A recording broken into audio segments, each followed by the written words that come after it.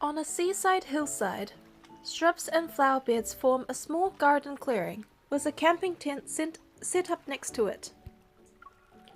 A staff member hands us Coastal Flowers a guide after assigning us to the seaside garden. I flip through it, and the illustrations remind me of a certain artist's style. Why do I see so many of your exhibition pieces here? No wonder Thomas asked me for permission the other day. I stop turning the pages at the sight of a flower called the Wave Row Lily. I'm captivated by its appearance. Raphael, look! Doesn't it look like the tide is blooming on land? The blue and white petals curl back like waves surging towards the shore. Watching my finger trace the page, Raphael seems surprised at first. Then he smiles. Good eye, cutie. You managed to pick out an old friend of mine. It's not that hard when you've painted a lot of the flowers in this book. By old, I mean I can barely remember it because that much time has passed. These lilies bloom in shallow water. They're close to the sea, so you don't even need to leave it to find them. So you saw them before you lived on land? Raphael nods.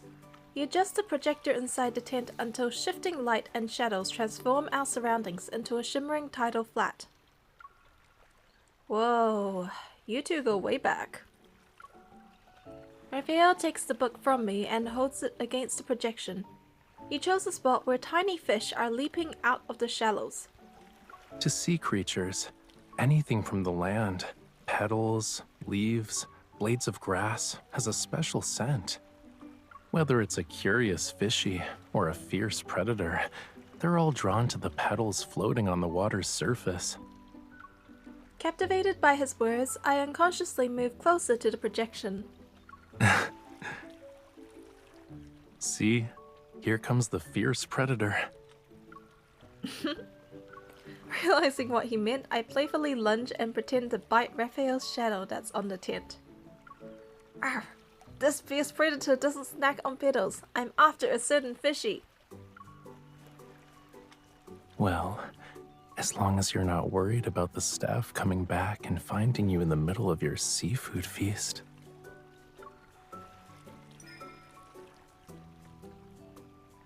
I'll save that for another time. Maybe after our Wave Junior finally blooms. That's the one you're going with?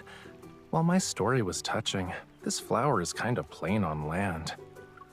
Oh, the guide says it's finicky, hard to grow and stuff. I give the pig hammer a resolute tap. I knew we were meant to find it today. Even if it's ordinary and picky, I'm planting it no matter what. Okay, let's do it. It can't be any harder than my own adjustments to life on land. Are you talking about getting motion sickness, disliking the sun, and the cats? He stops me before I can keep going. He snatches the pig hammer from my hand. Cutie, saying any more than that would be rude. We'll do this together. Come on, let's start planting.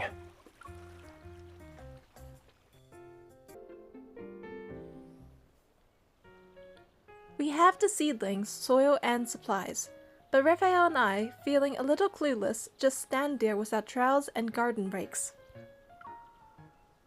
We have to correctly mix the soil first. Do you think we can finish by nightfall? Let's treat it as something we've done before. The instructions say it's kind of like how you mix paints. Art usually helps me deal with boring chores, but I'm gonna need more than that this time. That still has an easy solution. We'll just treat gardening as an art project.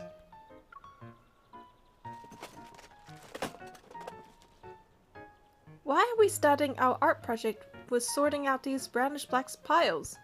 Blame the staff who forgot to label the materials after dividing them up.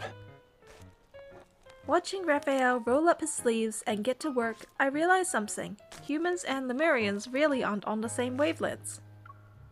Those subtle color differences must be as obvious to you as traffic lights are to me. Probably. If Lemuria had traffic lights, you'd be buried in tickets. It's okay. I'll just give them your name and tell you to take care of the fine. Why don't you share some Lemurian color detection secrets so we can speed this up?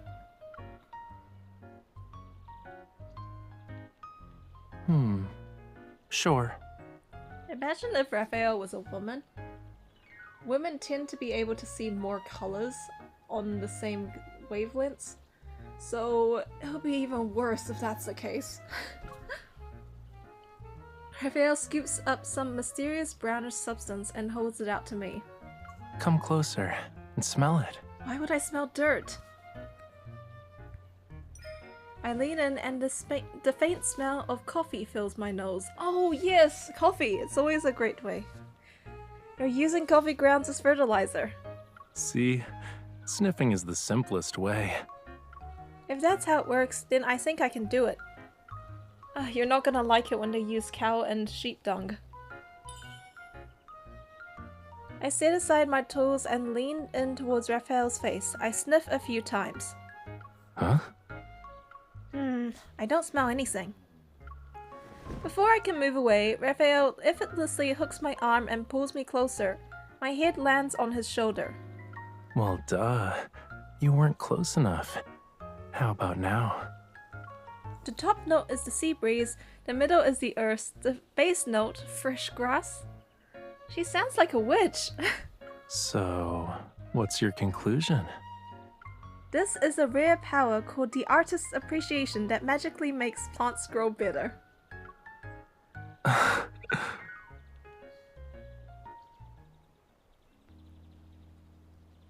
He slides his hand to the side of my neck and warmth brushes past my ear. I can't tell if it's his fingers or his breath. Don't move. Now it's my turn to figure you out.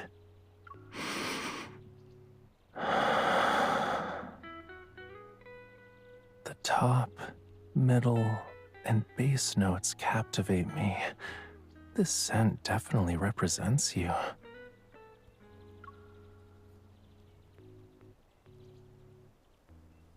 After passing the visual and scent tests, mixing the soil seems easy by comparison.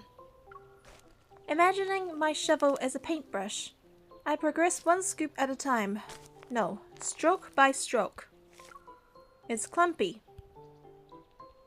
That's what happens if the paint gets too dry. Just add water then. We pour some water on the dirt and break it apart with our hands. Since it's already sticky, I shape it into a tiny clay flower. Rafayel tries shaping something too, but the crumbly soil ruins his masterpiece, so he starts drawing. Are those two chubby bees? It's only after Rafayel adds expression to the cartoonish roundish faces that I realize my mistake. Oh, it's us! The final product is two cute chibi figures lifting my clay flower. I scatter a few colorful pebbles around it and our muddy artwork sparkles with life. Wave Jr. will be blooming with life in no time. In that case, this drawing is perfect as our new beginning.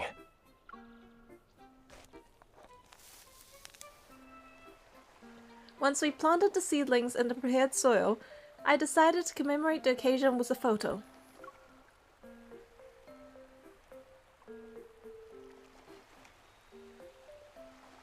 But no matter where I aim, I can't find our mud art.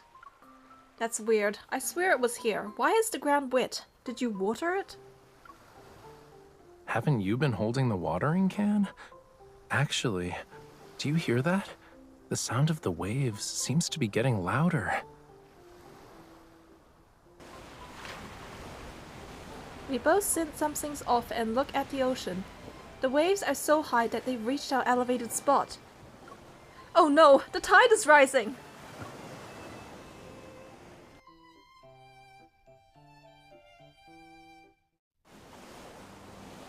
Due to the sun and moon's combined gravitational pull, the eastern coast is expecting a Perigean spring tide today. While the newsfeed continues to be projected, Rafayel and I race to save our newly planted flowers.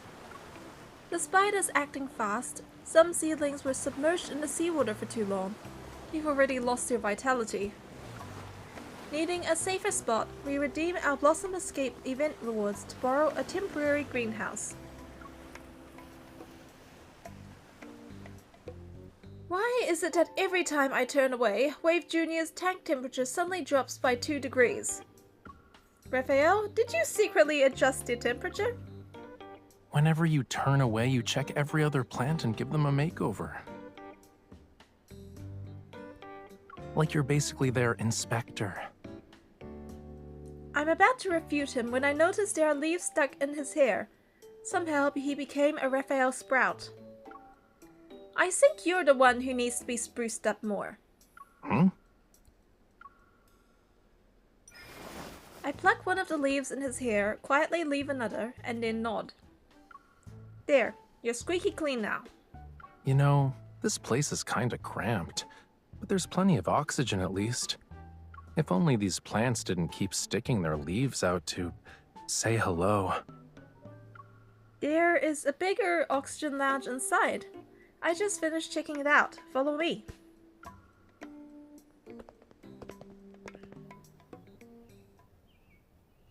Stepping into the back garden feels like we're entering a fairy tale forest.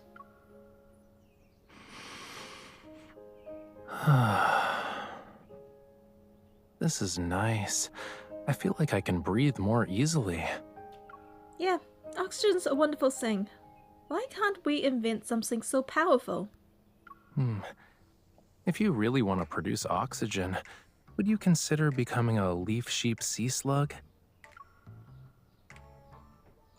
Raphael takes my hand and taps it. They're only about this big, though. What are they?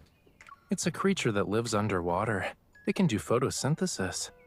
And it's cute and harmless like a lamb sometimes. But it can be prickly like a hedgehog when it wants to be. It's so small, but you can see it from a variety of angles. Pretending his hands are holding a telescope, Raphael looks at me through the eyepiece. Of course, cutie. I bet I can read all your expressions from this tiny space as well. I copy what he's doing, and my field of vision becomes a pixelated blur. I don't believe you. Do you want to put it to the test? I reposition myself so only a part of my face is visible. Your cheeks are all puffed up. You must be trying not to laugh since you think your little trick worked. Fine, you can read my face even if I'm tiny. Raphael lowers his makeshift telescope, but he staggers as if he's dizzy. I've been breathing the air here for too long. I probably inhaled something I shouldn't have. What do you mean? Look behind you. If the scent of lilies is too strong, you become lightheaded. You good, bro? Seeing his eyes glaze over, I quickly cup his cheeks. I push the other flowers to the back of my mind. Then why am I okay? Well, maybe it's because you weren't squinting at them like I was. Raphael, his face still cradled in my hands, winks. I look behind me and see there are no lilies. Expressions can be deceiving. The same can be said about words. I pat his head and brush away the leaf I purposely left behind. You're more of a trickster than I am.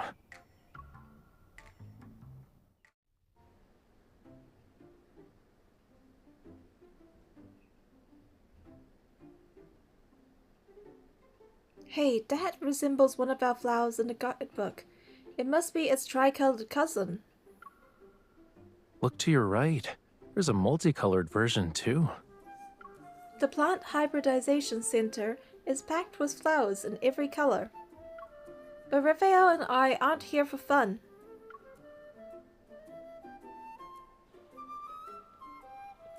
Do Wave Jr.'s buds sink their fruit? They keep falling off as soon as they appear. If we had hurricane force winds last night, our tent would have been gone. We learned that Wave Jr. was shedding buds because it had been moved around too much, so we decided to ask the experts for help. They are busy at the Plant Hybridization Center, but if you two lend a hand over there, Maybe you'll free up an expert who can assist you with your flower problem. And that's how we ended up with the following mission objective. Free an expert to save Junior. But it's very difficult not to be distracted by so many gorgeous flowers, and all the random sorts they inspire. You named so many natural colors. What if I had you to name the artificial ones? I haven't tried that yet. Where should I start? I point to a random flower with an orange-white color gradient. Its stamens are shaped like tiny snake tongues. I guess he'll choose something related to an exotic coral or poetic wordplay involving filtered sea light. Mildly spicy, creamy curry seafood soup. Huh? Is that the name of a flower or a dish? When naming artificial colors, I thought it was better to use something humans already find relatable. In that case...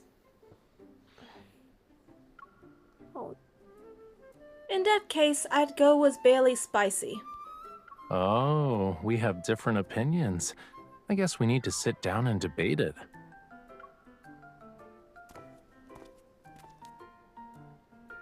After a fascinating tour and some lessons, we practiced artificial pollination ourselves in the greenhouse. We did ruin a few flowers in the process, but at least the rest passed. Gathering the extra petals in a small pile, I think out loud. It'd be such a waste to throw these away. Maybe we can use them as fertilizer for Wave Junior. Or I can just, make you a flower crown. Rafayel, who has a completely different idea in mind, crosses his arms and speaks with a languid tone. Today's not our lucky day, huh? This is the second time we've disagreed. Then let's compromise. We can make the flower crown first, and the leftovers get to be fertilizer. Rafayel doesn't respond. His gaze travels from my head to my neck. It finally lands on my wrist. If I made a full set of accessories, I'd probably run out of petals. Wave Junior would need to donate some. It's already doing well. Let's not spoil it with fancy fertilizer just yet. What do you mean by a full set of accessories? You might as well plant me in the garden at that point. No, I'd take you out to sea and grow you hydroponically. I feel like... I feel like making a joke where I can just get buried in the garden or in the sea. Throw me into the sea after I die. He twists the vine into a circle and carefully pins petals on it, one after another. Red, orange, yellow, green, blue, indigo, violet. My head is now a rainbow of blossoms. So your design philosophy is everything but the kitchen sink? It's waste not, want not, thank you very much. After giving me a mirror, Rafayel lets me admire the beautiful flower crown from every angle. Noticing he's secretly taking photos, I slip the crown onto his head. Hand over your phone. It's my turn to play photographer. Just as I'm about to take a picture, a few unwanted guests buzz into the shot. What's going on? Are they treating your head like a hive? I guess the petals still had nectar on them? It's a good thing I gave you the flower crown. I almost found myself in a pickle. Rafayel waves them away, but he ends up doing more harm than good in the process. Now we're surrounded by pollen. We never covered the stigmas with bags. There's too much pollination going on. I guess we'll have to work overtime.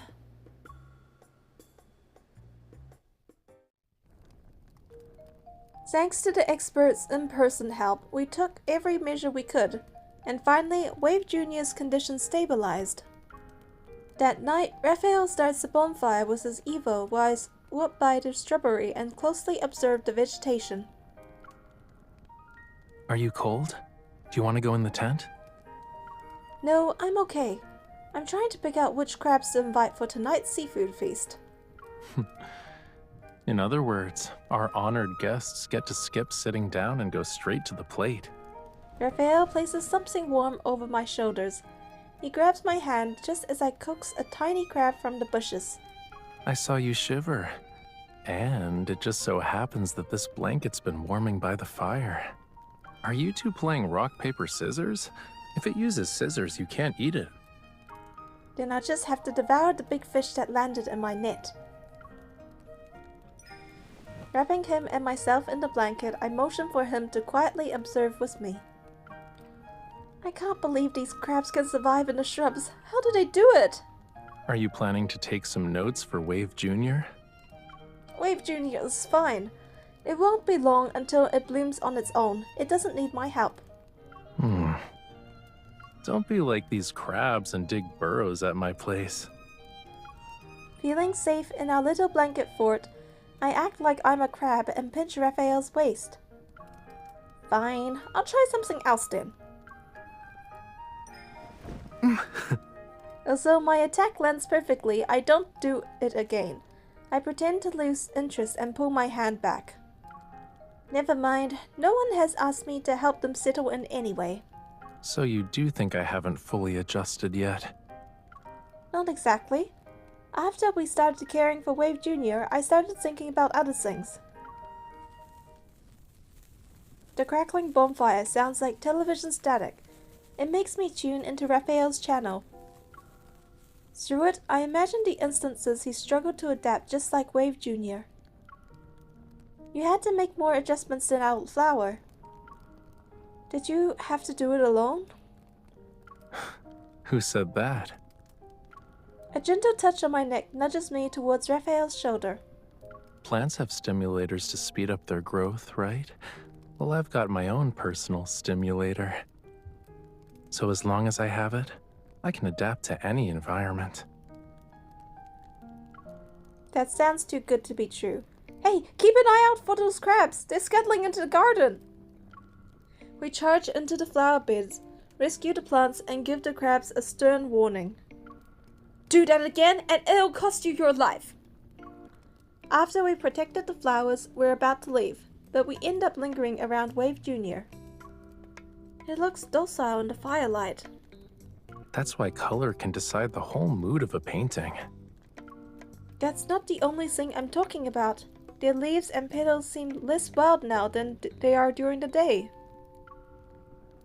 Let me guess. You used your evil on these flowers when you were little? What?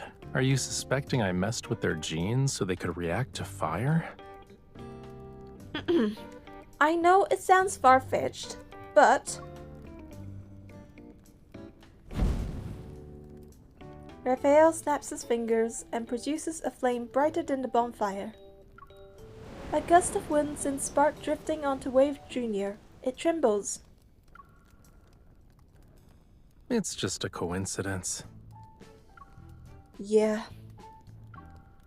Neither of us wants a new crisis when the event is about to end. In the firelight, we exchange a glance and silently agree to let the moment pass unspoken.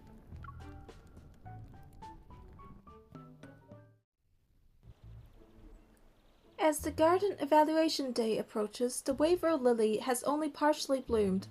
I prepare myself for disappointment. But on what seems to be like another ordinary morning, we are awakened by a sea breeze carrying a rich floral fragrance. As the rising sun lights up the ocean like molten fire, the flowers fully bloom.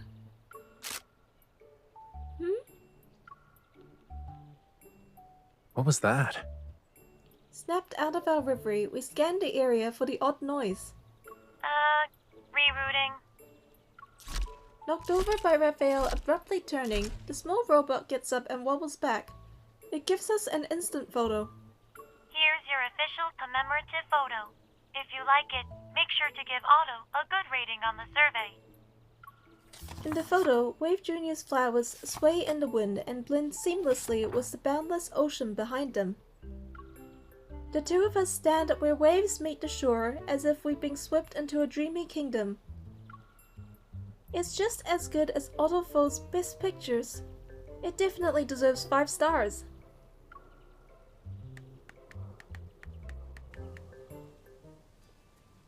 We finish the survey and start packing up.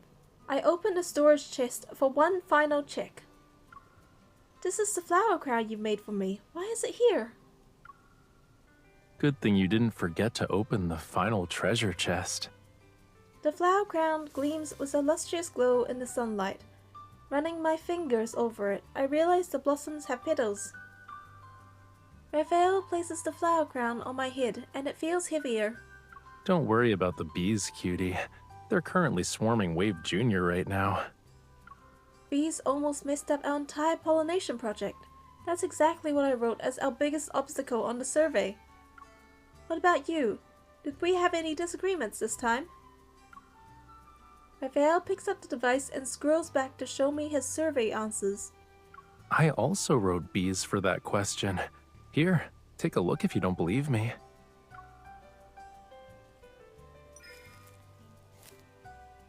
Isn't this the doodle that got washed away on our first day? Where are the... Oh right, they looked like bees when they only had heads. The most effective stimulator. That's a good answer for this question. Rafayel traces a circle around the tiny figure that represents me. The other answer is here too. Raphael's exclusive stimulator. So, it's a special human-related remedy, huh? I don't get it from just any human. And speaking of which, doesn't this special human still owe me a seafood feast? Oh crap, right. That. Let me get my phone and make a reservation. I knew you'd forget. As soon as my lips touch his, I'm sure he catches the triumphant gleam in my eyes that says the trickster strikes again.